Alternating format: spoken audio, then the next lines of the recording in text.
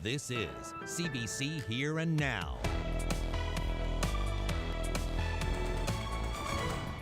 There are hundreds, if not thousands, of people whose votes will not get counted if the party doesn't ramp up its resources over the next 2.5 days. A new Liberal leader and a new premier will be named on Monday, but first, frustrations over voting. Was never enough. It doesn't feel like it because Eid is about people coming together, whereas now we're having to maintain distance. It's hard to have a festival in the middle of a COVID crisis. A St. John's Mosque is marking Eid quite differently this year. Eye to the sky this evening, we've got some severe thunderstorm watches in effect.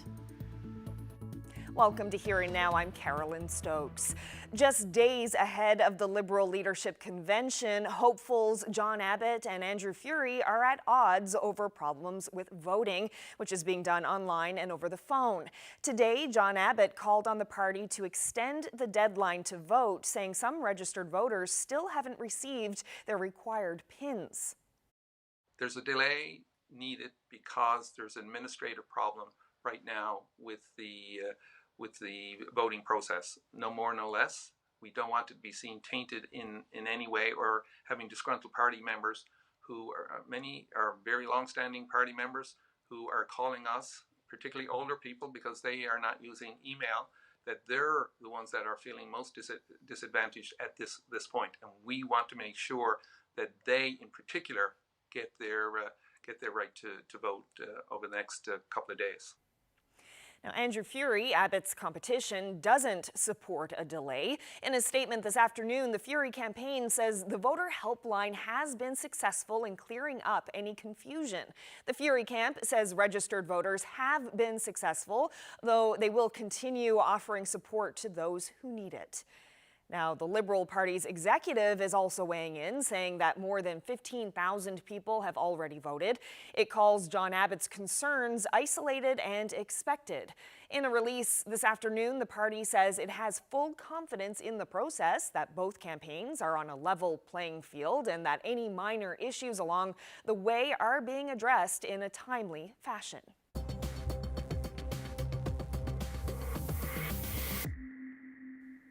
Well, as Liberal Party supporters decide who to vote for, we put some last-minute questions to the candidates. Earlier today, John Abbott and Andrew Furey fielded questions from Here and Now's Peter Cowan. You're facing a $2 billion deficit. What's the most significant thing you're going to do as Premier in order to rein that in? Well, I think, that number can be overwhelming. Certainly, it's very concerning. It keeps me up at night, as I'm sure it does many of your viewers. And I think in the immediate term, what we need to do in this financial, fiscal, economic storm is to get Newfoundland and Labrador into a safe harbor. And my plan to do that is to work with Ottawa to ensure that we can stabilize the ship and then look towards the future in order how to so that we can fix the ship and keep it moving forward to a sustainable future. Peter, the size of the deficit as laid out by Mr. Osborne just recently is startling, obviously. In terms of my approach, the coming budget will lay out a credible fiscal plan that determines how we can reduce that deficit over the next number of years. And I will be looking at the overall size of government, the number of departments and agencies, and focusing on core services that we need to deliver going forward. So we will end up looking at all services, all programs, to see what in fact we need to deliver and how we can save money through that process. What's the best idea you've heard from your opponent that you would implement as Premier? Well, that's a good question. Simply put, I don't think I can answer that one from that perspective. That's an interesting question. The best idea that I've heard. I mean, Mr. Abbott has some good ideas. I think that my opponent has been a bit void on policy alternatives. Things I've been looking at, obviously, are in terms of how we can reform our healthcare plan for the province, how we can invest in early childhood education and childcare. I think we're both aligned on the fact that we recognize that right now it's the problems are too big to be divided on political lines. And if an idea is proposed, it doesn't matter to me if it's a blue idea or a red idea or an orange idea. As long as it's a good idea, it needs a voice at the table, and that voice needs to be heard. If you lose on Monday, could you work with the other guy as leader? I've always said I could work with Mr. Abbott as leader, and I maintain that today. I've said that my interest here is obviously the province of our politics, and I'm prepared to work with whomever, whether it's Dr. Fury, Mr. Crosby, and any others, to make sure that the future of the province is secure. And that can mean obviously many things. I haven't made any particular calculation as to what I will be doing, but that is where my focus will be. If you lose, are you still going to be running in the next election? I have indicated that that is something I am prepared to do, and would look forward to that, whatever the outcome. I will run in the next election. As Premier, you're going to have very difficult decisions to make. People are almost certainly going to be upset with some of them. The province is in a very different financial situation than it was when you signed up. It's also going to take you away from your friends and family. Are you sure you still want it? 100%. There's no doubt. I think in these troubled times, I hope that me wanting this inspires others to step up. I definitely am looking forward to the challenges inherent in being Premier of this province, no matter what the economic and fiscal circumstances are. This is a time for the best and the brightest. All hands on deck. The problems, again, are too big. And we need everyone to step up and to take account and to put their shoulder in to save Newfoundland and Labrador and to create economic and a sustainable future for our children and the future of this place that we all love so dearly. The issues are there, and that I know I'm prepared to deal with them and want to deal with them, whether it's how we deal with COVID going forward, how we get the schools open as quickly as possible after Labor Day, how we make sure our health system is fully prepared for any further wave of COVID, how we work with seniors organizations to make sure our seniors are fully supported in their communities. So there's a full range of issues. Many have been there before COVID, and that's really what has driven me to take on this race and to pursue the leadership and the Premier's job. Thank you very much for speaking to me, and good luck on Monday. Well, thank you, Peter. All the best. Thanks, Peter. You have a good night. Well, to Labrador now, where police in Hopedale are investigating a homicide. They say a 44-year-old man was violently assaulted in the northern Labrador community on May 11th. He died as a result of his injuries last Thursday. The RCMP Major Crimes Unit is on the case. So far, no charges have been laid. Police are asking anyone with information to call Hopedale RCMP or Crime Stoppers.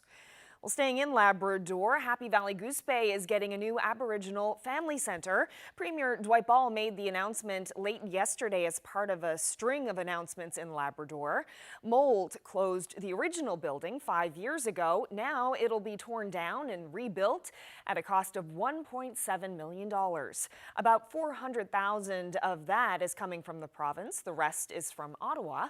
Ball said the new building will be 2 stories and offer key services to Indigenous families in Upper Lake Melville. And what you'll see in the new facility is just once again making sure that the infrastructure is updated, becomes modern, so we can actually work with the Friendship Centre to modernize and continue to promote such things as social, cultural, educational, physical, emotional services. And also the nutritional growth of Indigenous children and parents, and to the caregivers. Extremely important that we start that early. Well, the union representing Dominion workers in Newfoundland and Labrador says it has reached a tentative agreement with Loblaws. The potential deal averts a possible strike at Dominion stores. Workers voted 94% in favor of strike action a week ago. They gave Loblaws until today to come up with a new collective agreement. Unifor says details of the deal won't be released until it's ratified. The call for a strike began in June after Dominion union ended a $2 an hour wage increase for essential workers during the pandemic. The company also cut 60 full-time jobs in 2019, converting the positions to part-time. Dominion Stores employs more than 1,300 workers in 11 locations across the province. Workers will vote on the new contract in the coming days. Normal issues that every person that works for any employer want. They want to be treated with respect and to be represented, and they want fair wages. They want full-time jobs, fair wages. Well, you know, our employees stayed to work during COVID. They are dedicated to the people of our province. Their interest right then was to keep working to provide essentials to our people of the province. Regard to the employer, I recommend that people continue to shop there. It's up to you, you know, but if you discontinue shopping there, our employees don't have work. So please continue to shop there. Well, hundreds of mysterious packages are arriving by mail across the country, and some of them have been received by people in Newfoundland and Labrador. The packages contains seeds. The Canadian Food Inspection Agency is investigating, but there are still many unanswered questions. Here and Now's Mark Quinn reports. As of today, more than 350 people have received seeds in the mail that they didn't order, and about 10 of those people are right here in Newfoundland and Labrador. The CFIA has recorded a warning telling people not to plant those seeds. The most important action for Canadians to take is to avoid planting seeds they did not order. Canadians are also being asked to not put the seeds in the trash or compost them where they could sprout. People across the country have received different kinds of seeds. The CFIA says it's not clear what country they're coming from and what might happen if they're planted. These unauthorized seeds could be from invasive plants, or they could even carry plant pests, which can be harmful when introduced into Canada. They could invade agricultural and natural areas, causing serious damage to our plant resources and the environment. The CFIA is asking people who receive these packages to hold on to them and contact their nearest CFIA office. They say they're working with their U.S. counterparts to get to the bottom of where they're coming from and what they are. Mark Quinn, CBC News, St. John's. Well, an update now on a story we brought you earlier in the week. A community effort to save a daycare from closing has succeeded. For now, the doors at Panda Bear Daycare will stay open. The Shea Heights nonprofit sent notices to parents 2 weeks ago saying it was going to have to close its doors at the end of the week. But come Monday, it will be business as usual. Here and Now, Cease Hare has more. Panda Bear Daycare in Shea Heights will live to see another day, at least for a little while, thanks to donations from the community. When closure notices were sent out, heartbroken parents and people on the hill rallied, raising money to keep it open.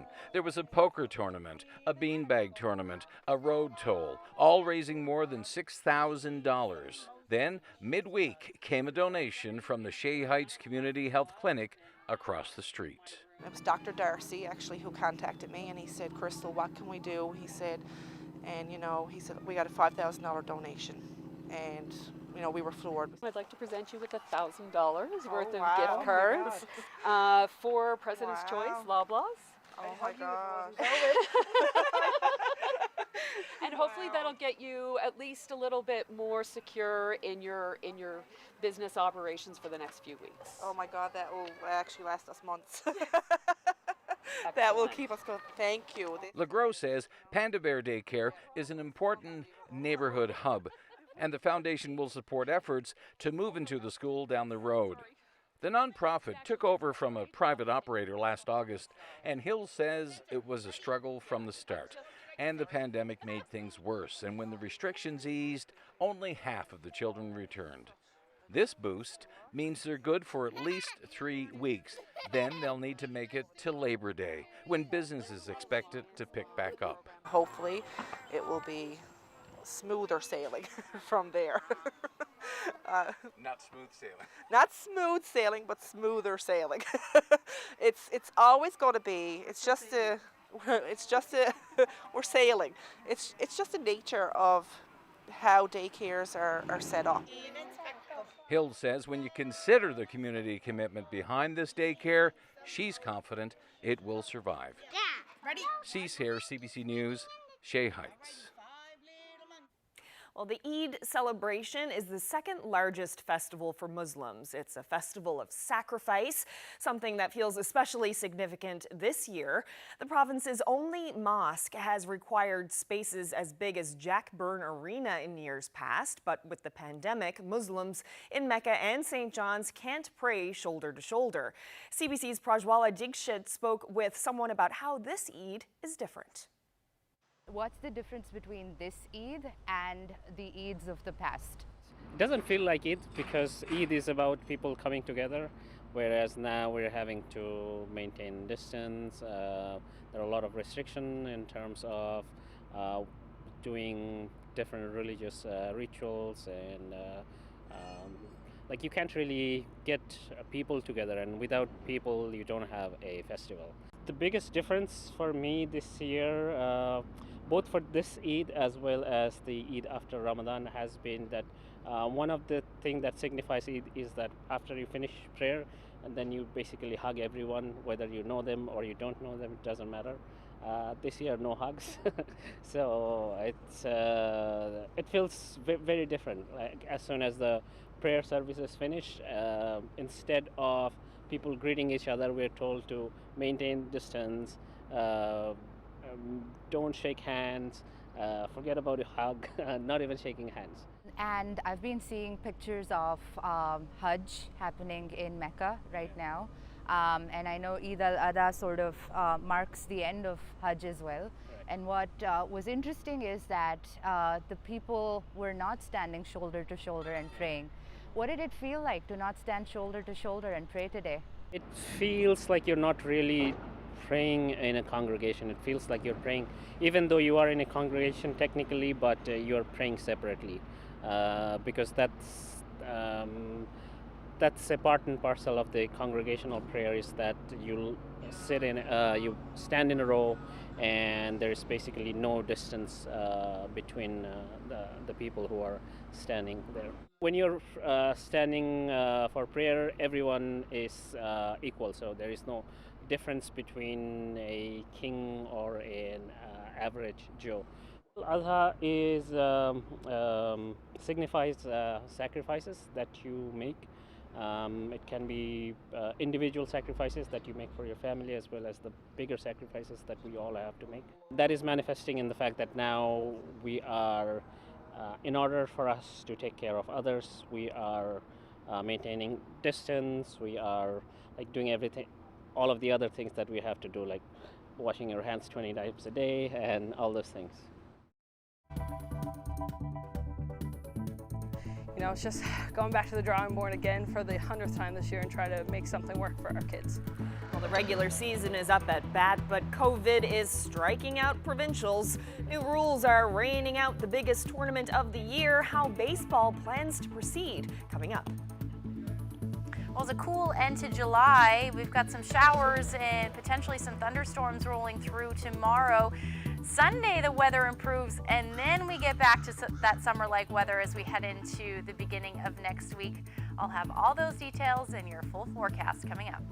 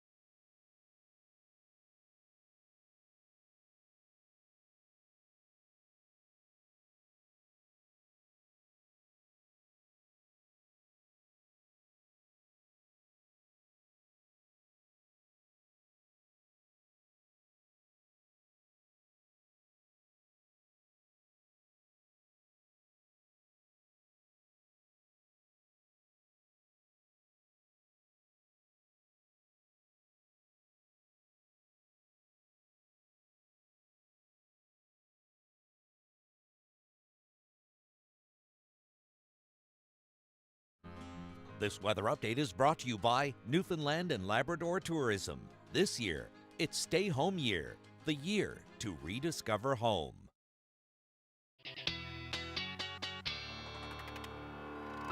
Time for a look at the weather. Ashley's with us now. Happy Friday to you. I hope the weekend is looking good.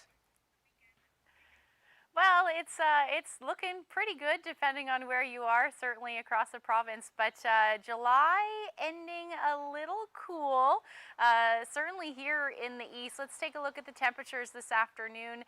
Only reaching a high near 18 degrees in St. John's. Same thing through Terra Nova, Deer Lake, a little warmer in Corner Brook at 21. And then we've got the warm spot is up through Nain this afternoon at 24 degrees, and that's tied with Churchill Falls. Now, temperatures have dropped quite a bit, only 14 degrees in St. John's. It's a little chilly out here right now, 19 in Badger, and then temperature down to 20 degrees in Nain tonight. Now, we do have an area of low pressure moving through. We saw plenty of thunderstorms along the southwestern portion of the island today, and you can see there's some thunderstorms moving through the Canaveral Peninsula, headed towards the Burin Peninsula in the next few hours. And with this, Environment Canada has already issued a severe thunderstorm watch, and that just means that the ingredients are there for severe thunderstorms to develop. Now, the main threat with this is heavy rain and then winds gusting anywhere from 60 to 70 kilometers per hour. And you can see from that lightning map that I just showed you that it's pretty frequent lightning as well. So if you are in those areas in the next few hours, definitely take cover. And as we head through the night tonight, we are looking at the risk of thunderstorms towards central, even the Avalon. The track of those storms may head towards the northern portion of the Avalon as we head into the evening and overnight hours, with temperatures anywhere from 14 to 16 degrees. And then a lovely evening on tap for the Big Land. You can see plenty of clear skies tonight and light winds. Now tomorrow, the area of low pressure is going to stay in place, and it's going to continue to rotate. And with that, it's going to bring the potential for some showers and the risk of thunderstorms again tomorrow afternoon. Along the west coast, you'll see clearing skies, but still going to keep that potential in for some showers in the afternoon. But up through Labrador, a beautiful summer day with plenty of sunshine. Maybe areas along the strait, you'll still hang on to some of that cloud cover, but overall, the risk of thunderstorms will be from the southwest through to central, probably just including Grand Falls, Windsor, but anything east of that rather, we'll see that risk of thunderstorms. In the metro area, even overnight into the early morning hours is when we could hear a few rumbles of thunder. Now, temperatures will be mild or cool again, but around seasonal for this time of year, anywhere from 18 to 20, 21 degrees, 22 in Gander, and then a little bit cooler along the northwest. So you're looking at temperatures in the teens tomorrow, hanging on to that potential for some showers, and then some sunshine, like I said, along the west coast. Up through Labrador, beautiful, 27 degrees for you in Happy Valley Goose Bay. It's going to feel more like the 30s with the Humidex, 24 in Cartwright, same for Nain, Lab City, beautiful as well, 24 degrees, those winds generally anywhere from 15 to 20 kilometers per hour. Now, as we head into Sunday, that area of low pressure is finally going to move off, so we should actually see some clearing skies from west to east.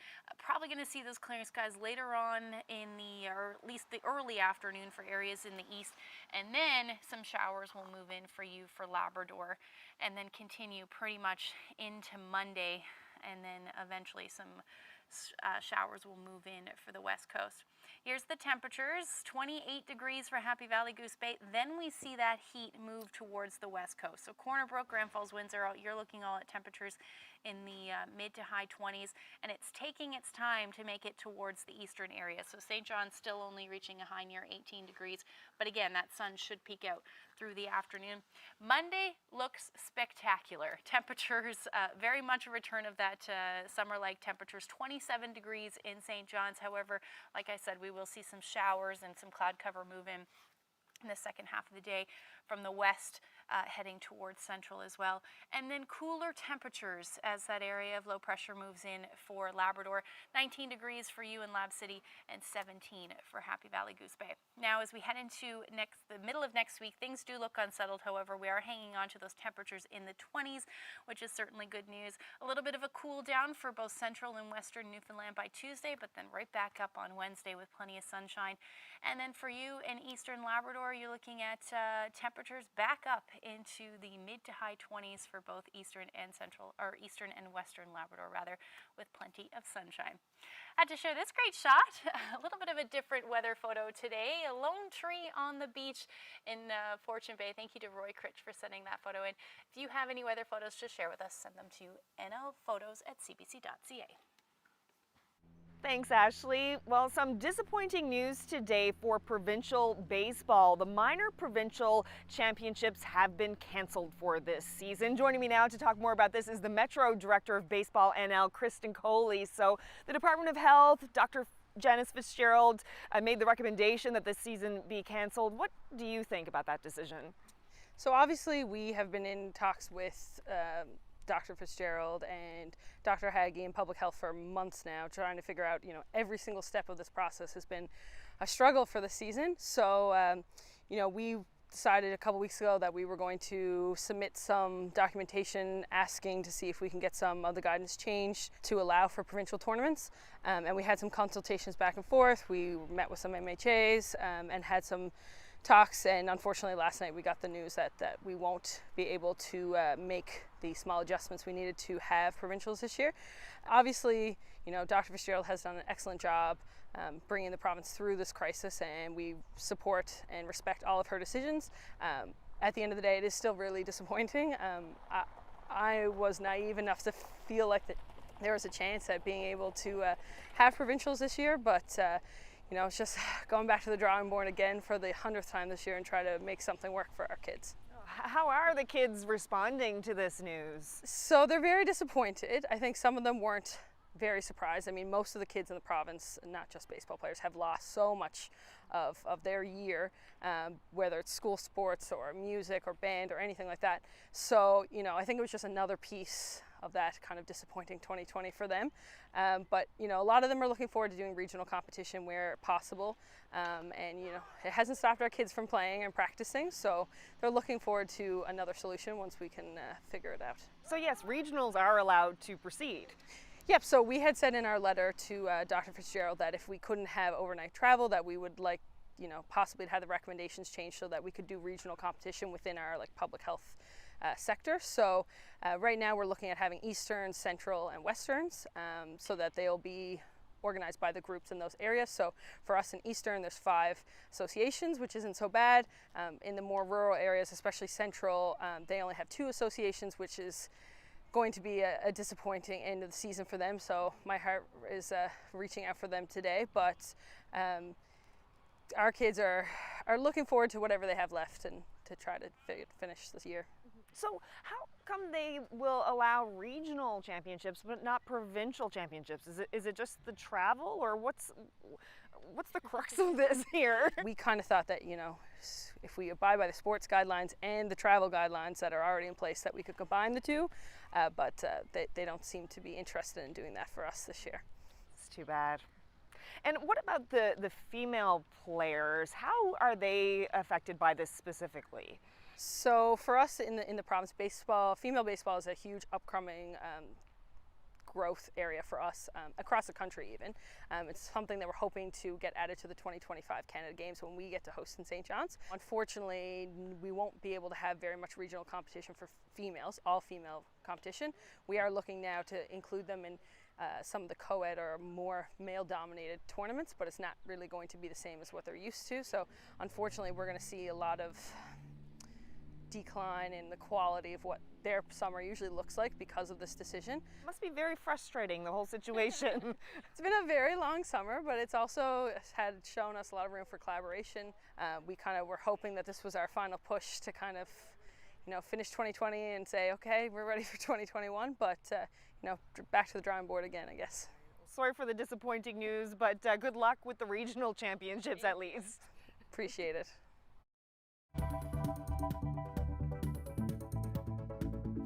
in some cases, the internet speeds we were using 6 months ago are no longer sufficient because of how much of our work and schooling has been pivoted online. When it comes to internet connectivity, this expert says good just isn't good enough.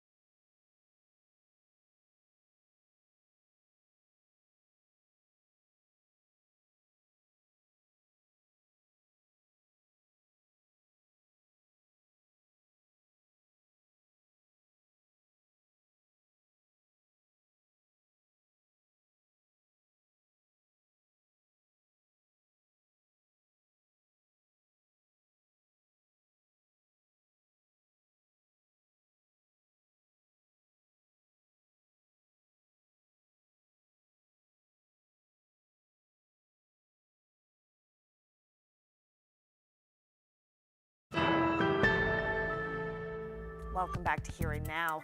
Last night, Here and Now brought you the story of some concerned parents who say their internet connections aren't fast enough to handle more distance education. Rural connectivity is an issue right across Canada. Governments have pledged to tackle the problem, but the lobby group Open Media says the approach has been too tepid. Here and Now's Garrett Barry spoke with their director in Ottawa. There is a little bit of good news. We have heard from the federal government that universal connectivity is a priority for them. So last year, they actually put forward a target of making sure that every single person in Canada had access to sort of high-speed internet using 50 megabits per second download, 10 upload, which is a lot faster than most of Newfoundland is receiving right now, and making sure that they are putting forward the money to support that investment. So I think what really needs to happen, though, is not investing in what is sufficient for right now. And I think we've seen that problem a lot in rural areas, is kind of viewing it as though any investment is good enough, or some internet will suffice, and really failing to recognize not just that the internet speeds we were using 5 years ago are no longer sufficient. I mean, in some cases, the internet speeds we were using 6 months ago are no longer sufficient because of how much of our work and schooling has been pivoted online. But I think what we're really looking for in making sure that we can grow with the internet that we're building is to invest in the most future-proof technology. How would you go to a government and say, you need to do more than the basic, you need to take a step up or 2 steps up to make sure this is really worth your while? It's a big amount of money. So the numbers that we have seen put forward by the federal government itself is that to connect the entire country at the speed targets they put forward is going to cost about $6 billion. Some have even said it will go up to 8 if we want to do it a little bit faster now that things have kind of expedited the timeline. But it is not money that is wasted. It is really an investment in the communities, in the people that this investment is actually going into. It's an investment in education to make sure that no student is left behind, whether they are able to attend school or not. It's an investment in the economy to make sure that rural and remote communities can run businesses online, that they can connect with each other, that they can upload files, which sounds like such a silly thing, but we've heard so many stories from Newfoundland of people driving into cell phone range to tether their computer to their cell phone to upload a file. You know, that really gets in the way of the actual ability for people to participate in society. It makes it more cost effective to share government services when people can access them online. The rural and remote nature of Newfoundland and Labrador definitely makes it not necessarily a harder problem to solve, but in some cases, just a more expensive problem to solve. And I think that's really where we have seen so many of those delays. In those areas that don't have that population density, that have that extra geographic barrier of being a bit more of a rugged terrain, it drives the cost up. And I think that we've really seen to date the priority being given to kind of what's the low-hanging fruit? What is the easiest thing we can connect? What is the fastest thing we can connect? And I would really challenge, and I have challenged the federal government to say, well, who's the hardest to connect person? If you start there, if you can connect them, everything else kind of gets easier from there and you can work backwards. And I think when you look at the geographic and population nature of Newfoundland and Labrador, you know, that's a pretty good place to start. Well, staying with technology, the Prime Minister announced a new smartphone app in Canada's ongoing fight to identify and reduce the spread of COVID-19. Right now, COVID Alert only works in Ontario, but the federal government is hoping to expand its reach across the country. The app's success and usefulness depend on how many people start using it. Ashley Burke explains. I've downloaded the app this morning, and I encourage you to do the same. This is Canada's long-awaited app to help the fight against COVID-19. COVID Alert will notify users who've been in close contact with someone who has tested positive, if they have the app too. The more people use it, the better it can trace and therefore slow the spread of the virus. In fact, health experts say that if enough people sign up, this app can help prevent future outbreaks of COVID-19 in Canada. COVID Alert doesn't collect any personally identifiable information. The app doesn't save your location, address, or any personal information. Avoid higher risk activities. Officials say it's a tool to alert people faster if they've potentially been exposed. A certain setting where you don't actually know who is around you, necessarily they're not part of your social bubble. Under those kind of settings, it's actually quite useful to be able to have an app where you can download this specific key if you got a lab positive, and that sort of sends a signal to the people who had been within that 2-meter distance. The app is voluntary and so far only functional in Ontario, raising questions about if there will be enough uptake for it to make a difference. Similar apps have been rolled out in other countries. One expert said they haven't had a major impact. Really, what it can do is assist finding if you have been exposed at some point in time. It's not a guarantee. There are all kinds of limitations around the technology, and it cannot keep you safe. It can, after the fact of exposure, maybe help us when we're doing the actual hard work of contact tracing to prevent further exposure. The federal government says it's working to roll out the app in Atlantic Canada next and hopes to get other provinces up and running in weeks, but doesn't have a deal yet.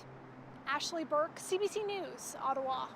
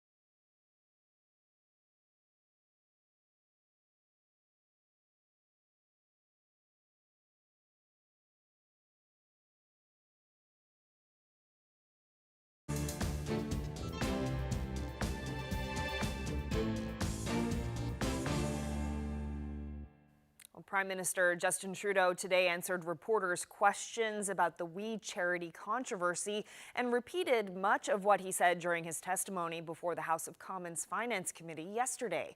He said that because We has ties to his family, he knew people would question an agreement to have the charity run a student volunteer program. He added that he regretted not recusing himself from cabinet discussions on the matter. I heard that this program was being chosen to deliver the CSSG.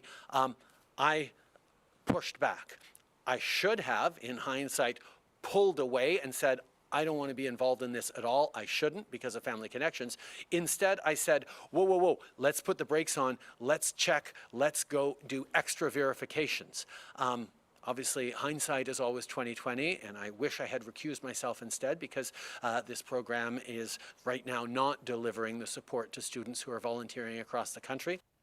Trudeau and some of his family members have appeared at a number of events organized by We. His mother and brother have both received money from the charity in the past. Well, the man arrested for an attack on Rideau Hall earlier this month made a brief court appearance in Ottawa today. A decision about possible bail has been pushed back. Corey Huron faces 22 criminal charges. He's accused of ramming his pickup truck through the gates of the Governor General's residence on July 2nd. Police intercepted him as he was heading on foot towards the home that's being used by the Prime Minister and his family. Most of the charges are connected to 4 loaded firearms police say Huron had in his possession. He remains in custody. His next court date is August 21st. Well, Air Canada is posting some huge losses. The airline says its second quarter took a staggering $1.7 billion hit. It's all because of the pandemic-related slump in travel. Revenue fell by almost 90% between April 1st and the end of June compared to the same period last year. The airline says the airline is slowly starting to gear up again. It's flying to 91 destinations this summer. That's about double the routes flown in May, but it's still only half of the routes Air Canada usually services. Well, the sweeping ban on foreign travelers entering Canada has now been extended until at least the end of August. The order has been in place since mid-March and is one of many strict measures introduced to slow the spread of the coronavirus. It bans nearly all those who are not Canadian citizens or permanent residents who are coming from a foreign country other than the United States. A separate order in place between Canada and the States prohibits all non-essential travel. Truckers and health workers are among those still being allowed to enter from the U.S.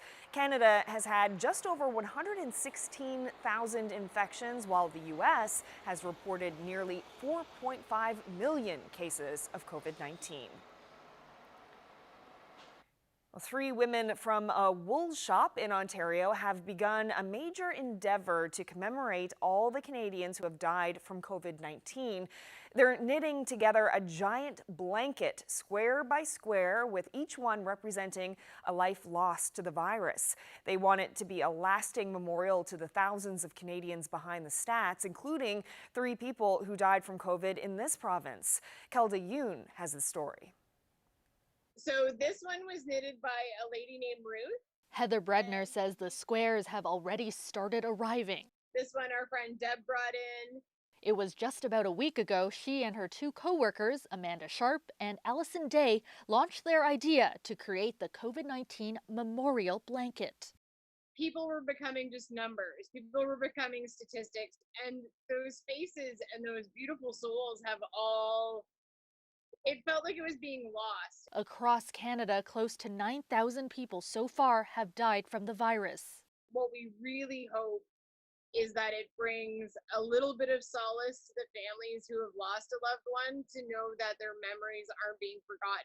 The women are calling on knitters across the country to help. So far, about 400 have registered on their website, volunteering to knit 12 by 12-inch squares, which they then mail in. Meanwhile, families who have lost someone can register their loved one's details online. A placard with their name and province will then be placed on a square. It's 9,000 square feet and will weigh 1,500 pounds when it's complete.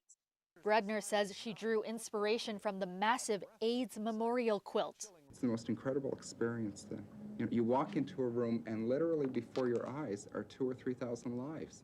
You cannot leave without feeling some kind of emotion and understanding for what people are up against. That was such an impactful thing to me the first time I ever saw that. She hopes the blanket will have the same impact. We needed a visual to represent the gravity and the sheer physical heaviness that the country feels during this pandemic. The group is also putting together a memorial book. The intention is for the blanket and book to tour the country before being put on permanent display. Kelda Yoon, CBC News, Toronto.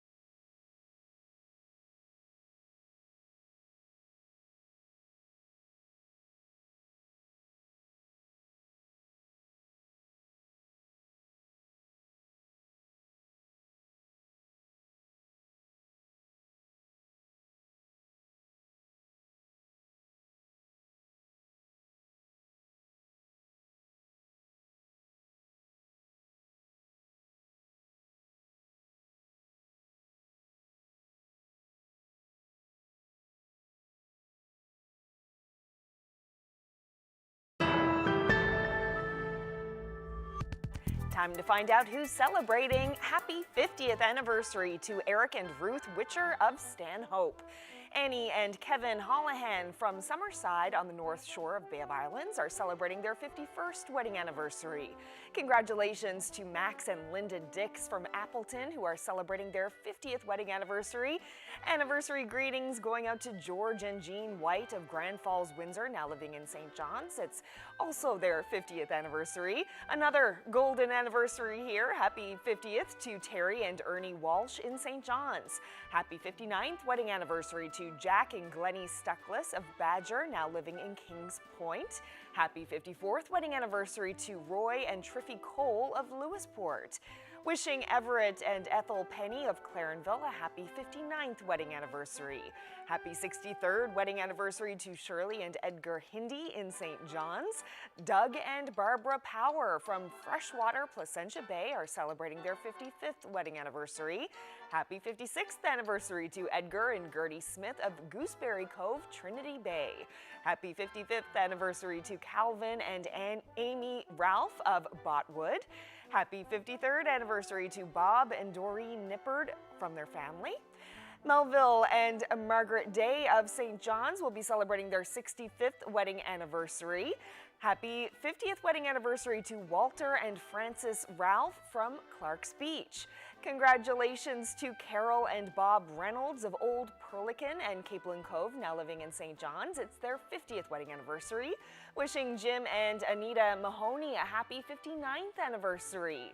Happy 50th anniversary to Colin and Rosalind Weir of Springdale. Greetings to Milton and Elsie Fudge of Triton. They are celebrating their 60th anniversary. Happy 55th wedding anniversary to Patsy and Jimmy Powell of St. John's. Happy 61st wedding anniversary to Valence and Shirley Pilgrim of Griquet. Congratulations to Calvin and Lynn Potter of Lewisport. It's their 58th wedding anniversary. Happy 54th anniversary to Gerald and Bernice Walborn of Fogo. Happy 50th anniversary to Albert and Leona Menchington of Grand Falls, Windsor. Happy 56th anniversary to Mary Jo and Elmo Gillard of Little Bay. Happy 51st wedding anniversary to Edward and Elvina Power from Spanish Room. Congratulations to Pleeman and Sadie Rimmer from Lewisport. They're celebrating their 64th anniversary. Happy 63rd anniversary to Harry and Frances Hallett of Musgrave Harbor. Happy 56th anniversary to Josh and Barbara Parsons of Cupids. Happy anniversary to Melvin and Marilyn Penny of Port Hope Simpson, Labrador. Birthday greetings going out to Susie French on her 94th birthday. She was born in Dildo and now lives in Corner Brook. Happy birthday to Rita Perry of Bloomfield. She's turning 97. Happy 99th birthday to Ida Leonard of Scotland. She moved to Newfoundland as a war bride and served in the Women's Royal Air Force. Happy birthday to Florence Stagg of Glovertown. She's turning 96. Happy 90th birthday to Susie Rogers of Grand Bank, now living in Scarborough, Ontario. Happy 93rd birthday to Dawn Sweetapple of Glovertown. Birthday greetings going out to Helen Spurl, who's turning 92. Wishing Teresa Butt of Carbonear a very happy 93rd birthday. Birthday greetings going out to Charlie Murphy of St. John's, who's celebrating his 94th. Happy 93rd birthday to Joan Tilley of Clarenville. She was also a war bride from Scotland. Happy birthday to Jean Hilliard from Bay Roberts, who just turned 91. And before we finish up tonight, Ashley is back with one last look at your weekend weather forecast. Ashley.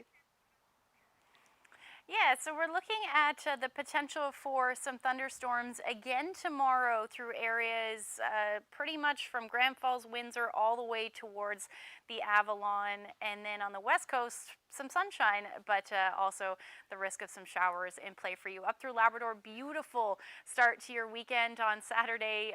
Plenty of sunshine and temperatures in the mid-20s, even warmer on Sunday, and eventually that warmth will make its way towards the western and central portions of the island as well, with plenty of sunshine for the afternoon, at least for the east. So that's your weather wrap-up for the weekend. Thanks so much, Ashley. And saving some pretty good news for last, there are no new cases of COVID-19 in Newfoundland and Labrador, making it 5 days since there's been a new reported case. There are still 4 active cases in the province. 3 are in the central area region and 1 is in the eastern region, and all 4 related to travel from outside the Atlantic bubble or are close contacts to those who have traveled. So it's a pretty nice note to start off the weekend. Thanks so much for joining us tonight, and we hope that you'll tune in again on Monday. Actually, it's a holiday for many municipalities in the province in lieu of Regatta Day, but it's also a big day for politics. The Liberal Leadership Convention is on Monday. We'll have an hour-long live special covering the results and offering some analysis. It's John Abbott versus Andrew Furey. Whoever wins will soon become the next Premier of Newfoundland and Labrador. But for now, enjoy your weekend. Good night.